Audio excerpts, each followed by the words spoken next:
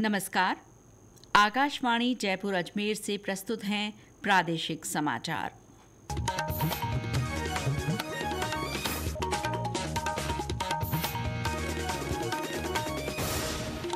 मुख्य समाचार। विधानसभा का मॉनसून सत्र आज अनिश्चितकाल के लिए स्थगित। पानी के अत्यधिक दोहन को रोकने के लिए राजस्थान भूजल प्रबंधन प्राधिकरण विधेयक पारित। मुख्यमंत्री भजनलाल शर्मा ने कहा, सहकारिता के व्यापक दायरे से प्रदेश आत्मनिर्भरता की ओर बढ़ रहा है। केंद्रीय मंत्रिमंडल की बैठक में संपर्क और गतिशीलता बढ़ाने के लिए 2 अहम रेल परियोजनाओं को मंजूरी। और दुनिया के पहले डिजिटल जनजातीय विश्वविद्यालय आदि संस्कृति का नई दिल्ली में शुभारंभ। समाचारों के साथ मैं शीला चावला और अब समाचार विस्तार से। राज्य विधानसभा का मॉनसून सत्र आज अनिश्चितकाल के लिए स्थगित कर दिया गया। सदन में विपक्ष के भारी हंगामे और वॉकआउट के बीच राजस्थान भूजल प्रबंधन प्राधिकरण विधेयक पारित किया गया। इसमें भूजल दोहन पर नियंत्रण के लिए कई कड़े प्रावधान किए गए हैं। इससे पहले ये बिल प्रवर समिति को भेजा गया था। हंगामे के बीच ही मुख्यमंत्री भजनलाल शर्मा ने कहा कि विधानसभा सत्र जनता की समस्याओं पर ध्यान आकर्षित करने और उनके समाधान के लिए आहूत किया गया। उन्होंने विपक्ष पर सस्ती लोकप्रियता के लिए सदन का समय बर्बाद करने का आरोप लगाया। श्री शर्मा ने कहा कि सत्र के दौरान विपक्ष की ओर से जनता के हित का कोई ठोस मुद्दा नहीं रखा गया। वहीं हाल ही में प्रदेश में हुई अतिवृष्टि से उत्पन्न स्थिति का जायजा लेने और प्रभावितों से मिलने के लिए भी विपक्ष का कोई नेता जनता के बीच नहीं गया। इससे पहले विधानसभा में अतिरिक्त कैमरे लगाने के मामले पर विपक्ष ने भारी शोर शराबा किया और विधानसभा अध्यक्ष से लगातार इस पर व्यवस्था देने की मांग की। इस दौरान कांग्रेसी विधायक वेल में आकर नारेबाजी भी करते रहे। इसके बाद उन्होंने सदन की कार्रवाई का बहिष्कार किया। वन और पर्यावरण मंत्री संजय शर्मा ने आज विधानसभा में कहा कि 12 जिले में तेंदुपत्ते की अवैध तुड़ाई और कटाई करने वालों पर सख्त कार्रवाई की जाएगी। उन्होंने कहा कि वन विभाग के कामों में भ्रष्टाचार और कोताही किसी कीमत पर बर्दाश्त नहीं की जाएगी। इस दौरान उन्होंने उप वन संरक्षक अनिल कुमार यादव को राजकार्य में लापरवाही बरतने और अनुशासनहीनता के लिए निलंबित करने के निर्देश दिए। वन मंत्री विधायक ललित मीणा की ओर से ध्यानाकर्षण प्रस्ताव के माध्यम से उठाए गए मुद्दे पर जवाब दे रहे थे। उन्होंने कहा कि उप वन संरक्षक यादव के खिलाफ वन भूमि पर अतिक्रमण और अवैध कटाई की गंभीर शिकायतें हैं। मुख्यमंत्री भजनलाल शर्मा ने आज जयपुर में अर्बन कोऑपरेटिव बैंक के राष्ट्रीय अधिवेशन में शिरकत की। सहकार भारती और सहकारिता विभाग की ओर से इसका आयोजन किया गया। अधिवेशन को संबोधित करते हुए मुख्यमंत्री ने सहकारी बैंकों को सशक्त बनाने और सुलभ बैंकिंग सेवाओं के लिए किए जा रहे प्रयासों की जानकारी दी। उन्होंने कहा कि सहकारिता के व्यापक दायरे से प्रदेश आत्मनिर्भरता की ओर बढ़ रहा है। ये सहकारिता हमारा वो क्षेत्र है जो आम जन की इससे आवश्यकता पड़ती है। 2 अक्टूबर से लेकर के 15 दिन का हमारा अभियान चलेगा, जिसमें सहकारिता के सदस्य पूरे राजस्थान के अंदर बनाए जाएंगे, जिससे हमारा राजस्थान पूर्ण रूप से सहकारिता के क्षेत्र में मजबूती से काम करे। मुख्यमंत्री ने इस अवसर पर सहकार भारती की मार्गदर्शिका का विमोचन किया। समारोह में सदस्यता अभियान ऐप का भी लोकार्पण किया गया।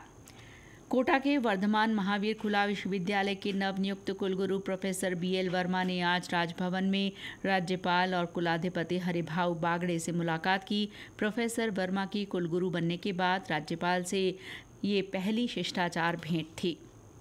नेपाल में फंसे लोगों की मदद के लिए पुलिस हेडक्वार्टर जयपुर में विशेष सेल स्थापित की गई है।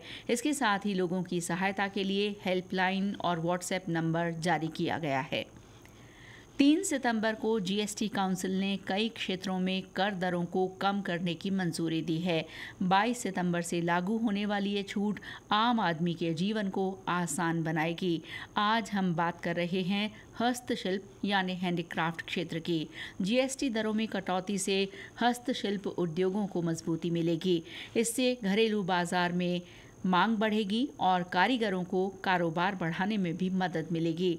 इसके साथ ही इस क्षेत्र पर निर्भर लाखों हस्तशिल्पियों की आजीविका की भी रक्षा होगी।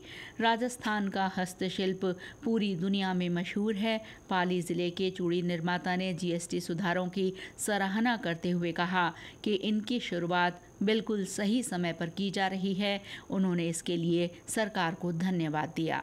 मैं उम्मेदपुरी पाली राजस्थान का रहने वाला। हमारा चूड़िया का व्यवसाय है। हम जो चूड़िया बनाते हैं वो पूरे देश भर में बिकती है। सरकार ने जो जीएसटी कम की है उससे हमारा व्यवसाय को फायदा होगा और हमारे ग्राहक को भी फायदा होगा। इसलिए हम सरकार का शुक्रिया अदा करते हैं और धन्यवाद देना चाहते हैं। उदयपुर के हैंडीक्राफ्ट व्यवसायी नरेश ने बताया कि घरेलू मांग बढ़ने से खपत और बिक्री अधिक होगी। मतलब का जो कंजप्शन बढ़ेगा, मतलब जो है माल सस्ता होगा तो लोग ज़्यादा से ज़्यादा लेंगे, कम रेट होगा तो ज़्यादा से ज़्यादा बिक्री होगी, एक्सपोर्ट भी ज़्यादा से ज़्यादा होगा। मेवाड़ का जो ट्रेडिशनल आइटम है, जैसे ये बाजोट वगैरह हमारे यहाँ पे बनती है, इस टाइप से लकड़ी के आइटम बनते हैं, वो सस्ते हो जाएंगे। सब चीज़ों में मतलब रेटें कम होगी तो सब खुश होंगे। केंद्रीय मंत्रिमंडल की आर्थिक कार्य समिति ने रेल लाइनों के 177 किलोमीटर लंबे खंड के दोहरीकरण को मंजूरी दी है। इस पर लगभग 3,169 करोड़ रुपए की लागत आएगी। प्रधानमंत्री नरेंद्र मोदी की अध्यक्षता में हुई मंत्रिमंडल की बैठक में ये निर्णय लिया गया। रेल मंत्री अश्विनी वैष्णव ने इसकी जानकारी मीडिया को दी। उन्होंने बताया कि इससे संपर्क और गतिशीलता में सुधार होगा।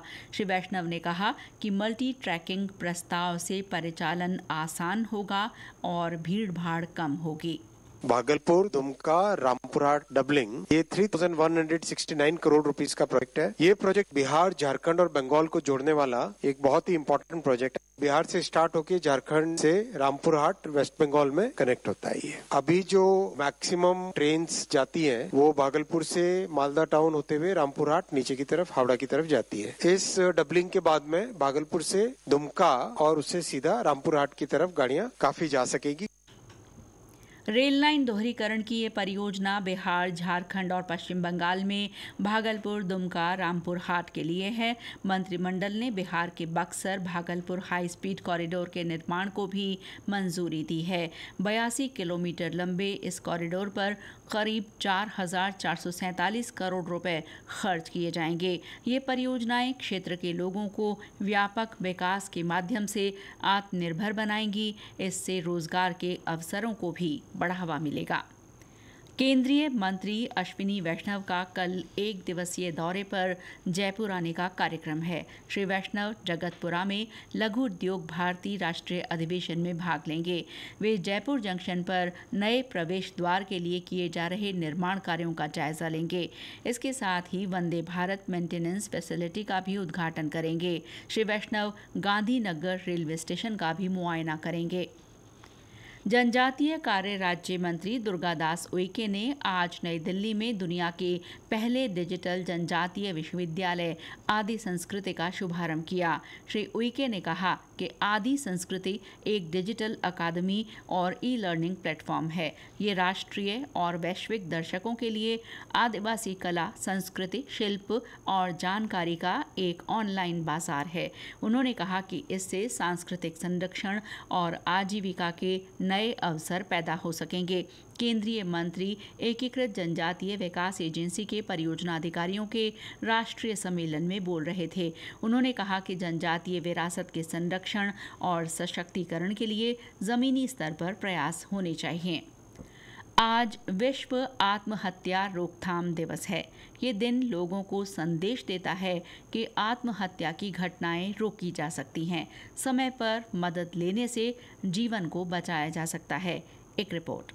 भारत में हर साल मानसिक तनाव, अवसाद, नशे की लत, अकेलेपन और सामाजिक दबाव सहित कई कारणों से 1 लाख से ज्यादा लोग आत्महत्या कर जान गंवाते हैं। ये पूरे समाज के लिए गंभीर चिंता का विषय है। इसे देखते हुए वर्ष 2030 तक आत्महत्या से होने वाली मौतों में 10% तक कमी लाने के प्रयास किए जा रहे हैं। राष्ट्रीय मानसिक स्वास्थ्य इकाई की ओर से टेलीमानस जिला मानसिक स्वास्थ्य कार्यक्रम, राष्ट्रीय राष्ट्रीय किशोर स्वास्थ्य कार्यक्रम और मनोदर्पण पहल की गई है। इनके माध्यम से लोगों को चेतावनी संकेत पहचानने और परामर्श तथा चर्चा सत्र भी आयोजित किए जा रहे हैं। विश्व आत्महत्या रोकथाम दिवस की इस बार की थीम कार्य के माध्यम से आशा का सृजन है। आइए अपने परिवार, मित्रों और स्वास्थ्य कर्मियों के सक्रिय सहयोग और समर्थन से इस दिशा में मिलकर प्रयास करें। समाचार कक्ष से सुदर्शन नाहर। रणथंभौर राष्ट्रीय उद्यान में 1 अक्टूबर से शुरू होने वाले नए पर्यटन सत्र के लिए जोर शोर से तैयारियां की जा रही हैं। इसी क्रम में वन विभाग की ओर से आज से गाइड्स के लिए 2 दिन का प्रशिक्षण कार्यक्रम शुरू हुआ।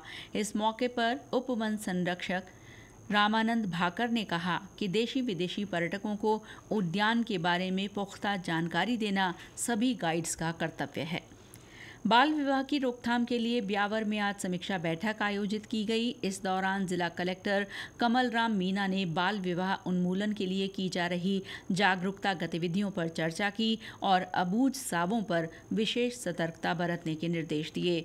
बैठक में आंगनबाड़ी कार्यकर्ताओं, स्वयं सहायता समूहों की महिलाओं और सुरक्षा सखियों ने हिस्सा लिया। भरतपुर में भी जिला कलेक्टर कमर चौधरी ने बाल विवाह के खिलाफ जागरूकता फैलाने के निर्देश दिए। उन्होंने शिक्षण संस्थाओं में इससे होने वाले नुकसानों की जानकारी देने को कहा। चूरू में आज कपास कार्यशाला का आयोजन किया गया। इसमें किसानों को कपास फसल का उत्पादन बढ़ाने के बारे में जानकारी दी गई। कृषि विभाग के संयुक्त निदेशक डॉक्टर राजकुमार कुलहरी ने बताया कि 1 दिन की इस कार्यशाला में कपास फसलों में होने वाले रोगों, कीटों की पहचान तथा नियंत्रण के बारे में जानकारी दी गई। और अब मौसम विभाग ने राज्य के अधिकतर स्थानों पर बारिश की गतिविधियों में अगले 1 सप्ताह तक कमी के आसार जताए हैं। इस दौरान दिन के तापमान में 2 से 3 डिग्री सेल्सियस की बढ़ोतरी हो सकती है। 17 सितंबर से बरसात का सिलसिला फिर से शुरू होने की संभावना है। इस बीच बीते 24 घंटों में पूर्वी राजस्थान में कुछ स्थानों पर और श्रीगंगानगर के सादुल शहर में हल्की बरसात हुई। अंत में मुख्य समाचार एक बार फिर। विधानसभा का मॉनसून सत्र आज अनिश्चितकाल के लिए स्थगित। पानी के अत्यधिक दोहन को रोकने के लिए राजस्थान भूजल प्रबंधन प्राधिकरण विधेयक पारित। मुख्यमंत्री भजनलाल शर्मा ने कहा, सहकारिता के व्यापक दायरे से प्रदेश आत्मनिर्भरता की ओर बढ़ रहा है। केंद्रीय मंत्रिमंडल की बैठक में संपर्क और गतिशीलता बढ़ाने के लिए 2 अहम रेल परियोजनाओं को मंजूरी। और दुनिया के पहले डिजिटल जनजातीय विश्वविद्यालय आदि संस्कृति का नई दिल्ली में शुभारंभ। इसके साथ ही प्रादेशिक समाचार बुलेटिन समाप्त हुआ। नमस्कार।